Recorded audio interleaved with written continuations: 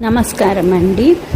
మీ ఇంటికి బయట ఎక్కడైనా హోలికా దహనం జరుగుతూ ఉంటే మీరు భక్షాలు పోలి అంటారు కదా, అలాంటివి 1, 5, 21 లేదంటే మీరు ఒకే పోలిని తీసుకునేసి 11 గాను 21 గాను ముక్కలు చేయండి.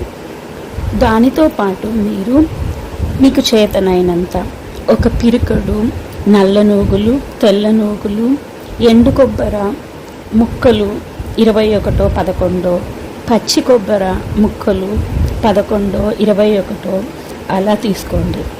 ఆ తర్వాత మీరు భక్షం పెట్టలేని వాళ్ళు బెల్లం కూడా చిన్న చిన్న ముక్కలు 21, 11 అలా పెట్టొచ్చు అన్నమాట. దానితో పాటు మీరు మనీ కావాలనుకుంటే ఒక పిరికడు లవంగాలు, అంటే మీకు చేతనైనంత పెట్టండి. మీ ఎనిమీస్ని, అంటే మన శత్రువులు నాశనం కావడానికి ఒక గుప్పెడు మిరియాలు, మీకు మనీ బాగా కావాలి అనుకుంటే, అట్రాక్ట్ చేయాలి అంటే ఇలాచీలు ఒక గుప్పెడు, బే లీఫ్ బిర్యానీ ఆకు అంటారు కదా, వాటిని మీకు ఎన్ని కోరికలు ఉన్నాయో వాటి మీద రాయండి. మ్యారేజ్ కావాలన్నా, లేకపోతే మీకు ఏదైనా మనీ కావాలన్నా, ఏదైనా కానీ మీ ప్రాబ్లమ్ని దాని మీద రాయండి. మనీకైతే గ్రీన్ పెన్ను, రిలేషన్షిప్స్కి అయితే pink are red pen use చేయండి, బ్లాక్ యూస్ చేయొద్దు.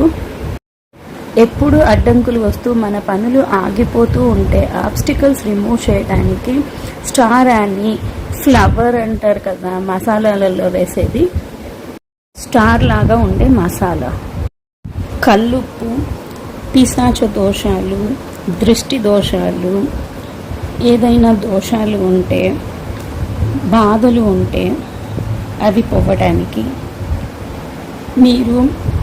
మీకు ఎంత వీలైతే అన్ని గ్రాములు సినమన్, దాల్చిన చెక్క తీసుకోండి. అన్నింటినీ కలిపేసి మీరు హోలికా దహనంలో వేసేసి 11 సార్లు ప్రదక్షిణ చేసి మీ కోరికలను చెప్పుకోండి. నెక్స్ట్ డే మీరు ఆ బూడిదని తెచ్చుకొనేసి మీ ఇంటి కుండీలలో మీరు స్నానం చేసేటప్పుడు దాన్ని పూసుకోండి. అలాగే గులాల్ కలిపేసి మీ ఇంట్లో పెట్టుకోండి. నెగిటివిటీ పోయి మీ కోరికలు నెరవేరుతాయి. పవిత్రమైన అగ్ని వలన